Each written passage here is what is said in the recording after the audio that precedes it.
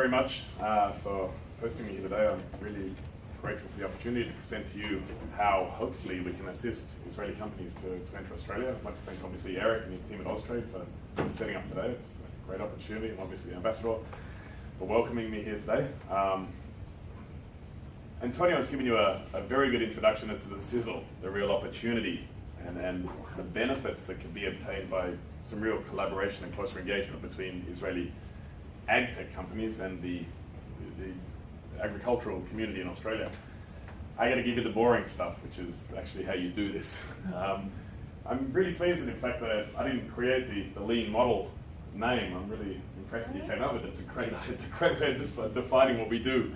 At CoSec, really, we specialize in providing a lean and efficient and cost-effective way to come to Australia, to explore the market, and to build up and create a really viable business in Australia. I'm the CEO of CoSec Consulting. We've been, as I'll explain later, we've been around for some time, but this is what we specialize in. It's assisting overseas companies to come to Australia and to grow internationally. Today I just want to talk to you briefly about how you get a presence in Australia, how you open a company in Australia. You can, of course, enter the Australian market by not having any presence in Australia. You can sell your products directly from here, you can get the benefits, but it won't be efficient, and you certainly won't get the cost savings and the benefits that you get by having a presence in country. I want to talk to you briefly about the R&D tax incentive. The federal government's very, very generous, essentially subsidy to encourage research and development in Australia. And to touch back on some of the things that Antonio said, the gateway to Asia. What we see, and what I'll talk to you a bit about, is companies from this part of the world, Europe and the Middle East, are coming to Australia not only to access the very lucrative opportunities, but also as a platform for further growth into the region. Okay. What type of company should you establish? I'll try to keep the detail limited, but essentially there are two ways to open a company in Australia. You either create a wholly owned subsidiary of your Israeli parent company, or you do a registered foreign company, a branch. And as I said yesterday at one of the events, in fact in Australia, this is one of the rare occasions where the government has followed policy with practice. The policy in Australia has been to make it very easy to get into the market and to encourage companies to come into the market. And this is one of the rare occasions where, in fact, the practice follows the policy. It is, in fact, very easy. It is, in fact, very efficient. So, as you can see, you don't need to have an office in Australia to have a company. You can have a foreign shareholder. There's no restriction on that. You can have foreign directors. There are some restrictions, as we'll get into, about needing to have a local director, but it's very simple. It's very quick, and it's very easy. The two options are your wholly owned subsidiary and a registered foreign company. We currently at CoSec host 172 companies from abroad who've come into Australia.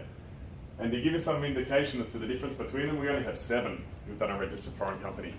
It is not the most efficient way to come into the market. And I'll talk much more today about having your own subsidiary in Australia. As you can see here, the differences. It's not really encouraged to do a branch company in Australia. You do not get the benefits that you get. The costs are basically the same, but the regulatory compliance for a wholly owned subsidiary is much lower. For a branch company, one of the major disincentives for most of our clients to opening a branch in Australia is that every year you have to file the parent company's financial statements with the Australian regulator. And most of our clients go, hey, I don't even have to do that at home. I don't want that to be public knowledge overseas. It basically means that your Israeli company's financial statements would be publicly accessible in Australia, even if they're not publicly accessible here in Israel. So that's usually a massive disincentive, at least at this stage. Speed. In fact, I say 2 to 4 weeks here, but it takes around 15 minutes to incorporate a company in Australia. It's very, very quick. It basically depends on how quickly we can type in your details. It does take around 2 to 4 weeks after that to do the follow-up registrations. You, of course, have to now, these days, with KYC checks with banks and with the regulatory authorities, we have to prove that you are actually real people. We have to prove that your parent company is actually a real company. So there's a lot of FedExing of documents here and there, basically. That's the 2 to 4 weeks that's involved. But comparatively, for a branch, everything is hard copy documentation. Everything has to be notarized. It's a much, much, much slower process. In terms of financial and tax compliance, a wholly owned subsidiary is an independent cost center. It has its own revenue. It has its own costs. It has its own taxation. It's a much cleaner, much neater system. A branch, of course, You have to work out how much revenue and how much tax is attributable to your local representation. It's a much more complex and much riskier, essentially, prospect these days with the attention that the tax office provides to transfer pricing. And lastly, advantages. With a wholly owned subsidiary, you have access to the R&D tax incentive, which if you are considering doing any R&D, and I know that's a bit of a hard sell to Israeli companies because there's so much R&D done here, but if there's the opportunity to collaborate with an Australian company and do some R&D, further development of your products, further development of your services, you can do that through a wholly owned subsidiary. It's much, much, much more difficult to do it through a branch. So what I'm talking about here is essentially accessing and executing the access to the Australian market, which Antonio has talked to you about. You only need essentially three things. You need resident company offices in Australia. You have a company, you have a board. You actually only need one director in Australia to have a viable, compliant company, but the one director must live in Australia. You can have as many foreign directors as you want, but one of your directors must live there. And at CoSec, we say we have a stable of grey hairs. We hire retired 60-plus-year-old people who essentially sit on the boards of our client companies. And not only does that fulfill the compliance requirement to have a resident director, but you have people who, unlike me, have 30, 40, 50 years experience working in the Australian market. And they love doing this. You know, as I say, there's only so many games of golf you can play every day. They get to contribute back to businesses who are coming to Australia. And the way that we structure our fees at CoSec is it's fixed fee for everything. So if you want to if you want to give them a call every day and ask them a question, you can. The structure doesn't change. They love being able to give you advice where they have advice about the financial markets, the commercial markets, the legal, the accounting, whatever question you might have. We say our clever clients use them a lot. Because as I said, the fee doesn't change. We had a US client recently who called him up and said, I'm coming to Australia, can you recommend a travel agent? Okay, it's a simple question, but still, they're an asset and a resource if you need them.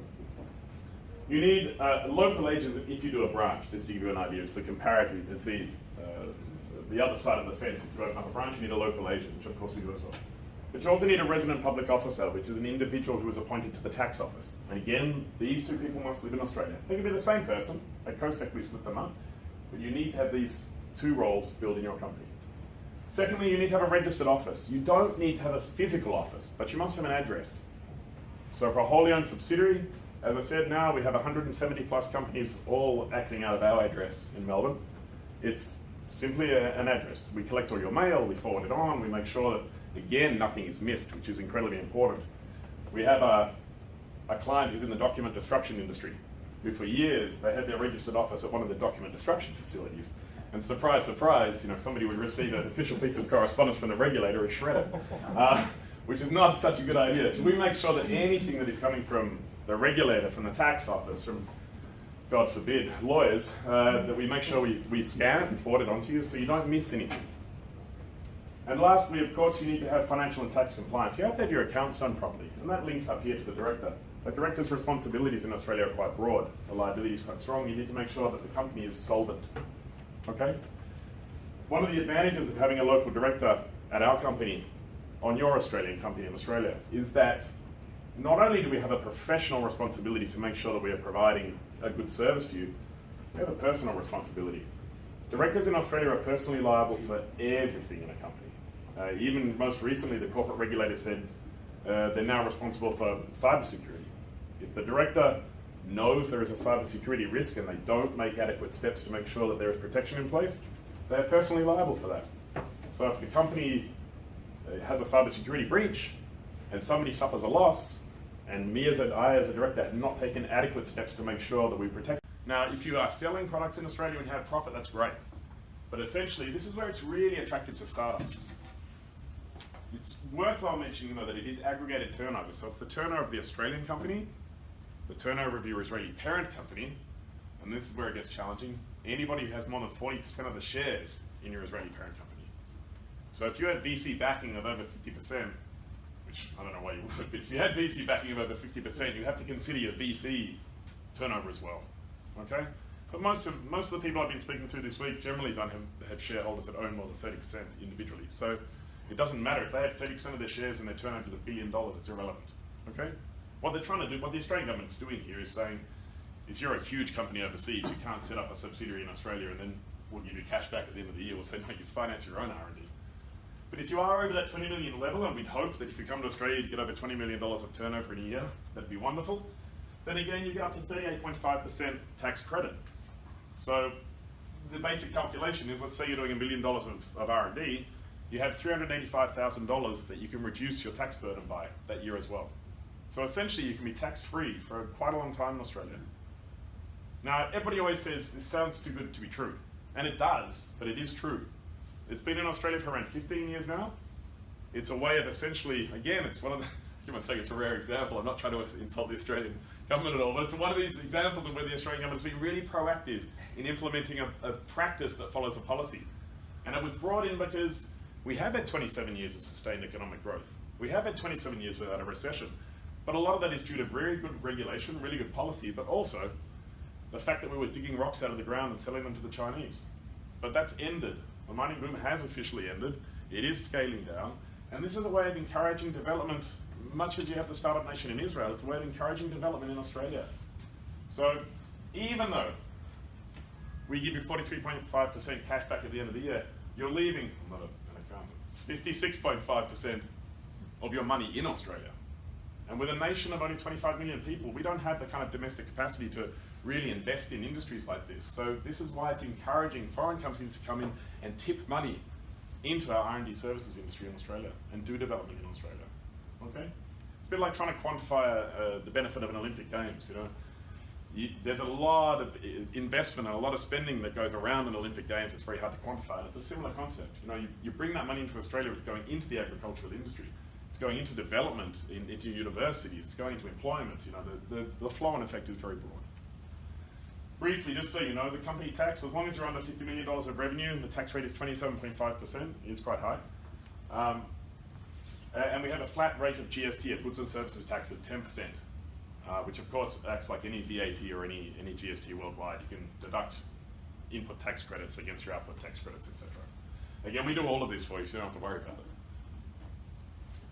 There's your details of the R&D tax incentive scheme. As I said, up to 43.5 state cash rebate, combined turnover of under $20 million. You do not need staff in order to get the benefit. Some R&D tax credits worldwide, you need to employ people. We, of course, we encourage you to employ people. We'd like you to, but you don't need to. And at the outset, this is often the best way to come into the country, set up an entity, do some exploration, and gradually grow. Rebates obtained annually, you get it within 4 to 8 weeks. It's brilliant.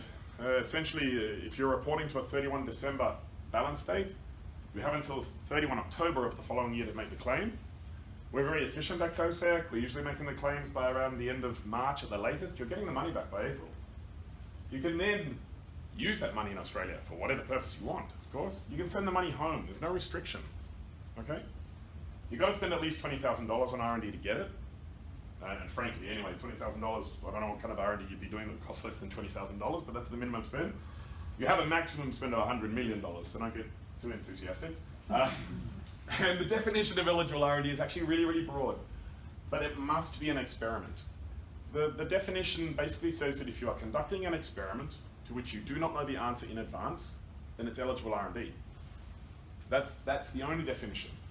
So if you are doing some research into, I don't know, development of a new crop strain, and you do not know whether or not that particular technique will work, and you can justify that on paper as being an experiment, then the costs that are related to that are eligible, okay?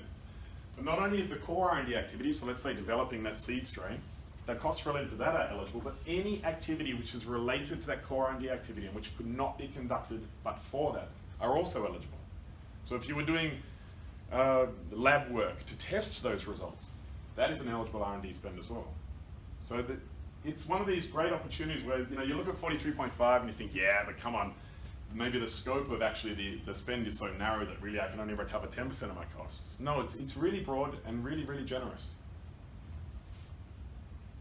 Lastly, gateway to Asia, it's worth mentioning, my Hebrew is terrible, my Chinese is fantastic. I don't mean that actually, I speak Chinese, I read and write. It's what we see from this part of the world, and I mean this hemisphere, is that companies are coming to Australia not only to access that 27 years of sustained economic growth, that really lucrative market, but they're using it as a platform for growth into Asia. We know how to deal with the Chinese, frankly speaking. We're on the same time zone, give or take 2 hours.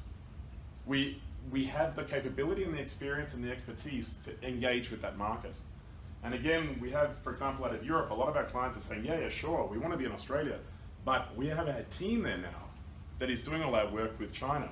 They're on the same time zone, they know how to deal with them, they deal with all that headache of dealing with that part of the world. And let's be honest, it can be a headache at times.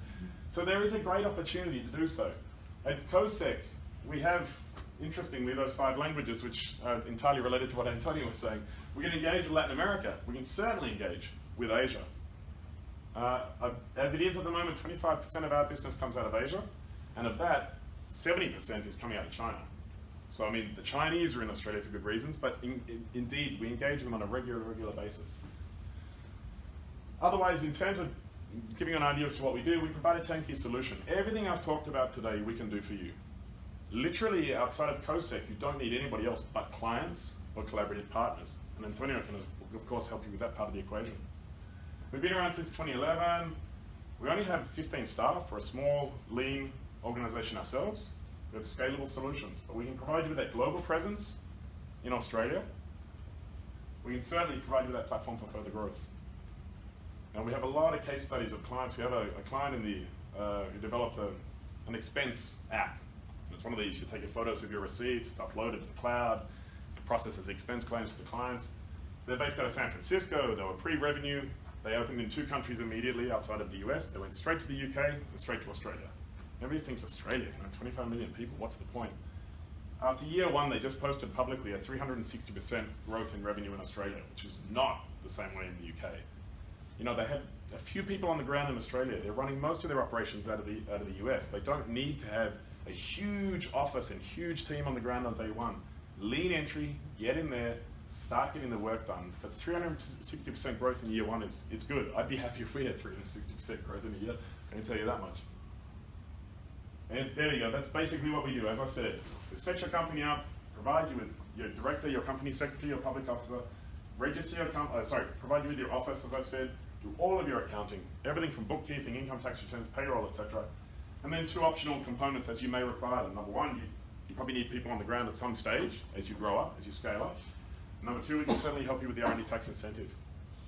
The model is not also you need everything. For example, on day 1, you're going to need it all.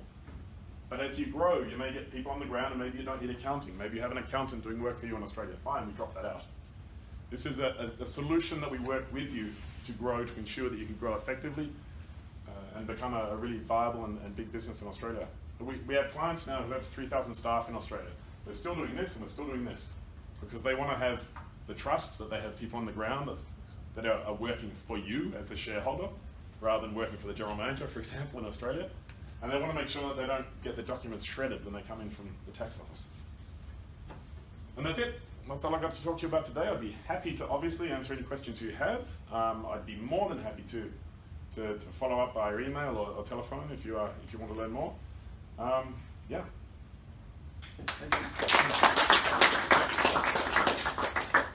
We have further details of everything too in this flyer that we had printed here in Tel Aviv. It's amazing. We have good printers here.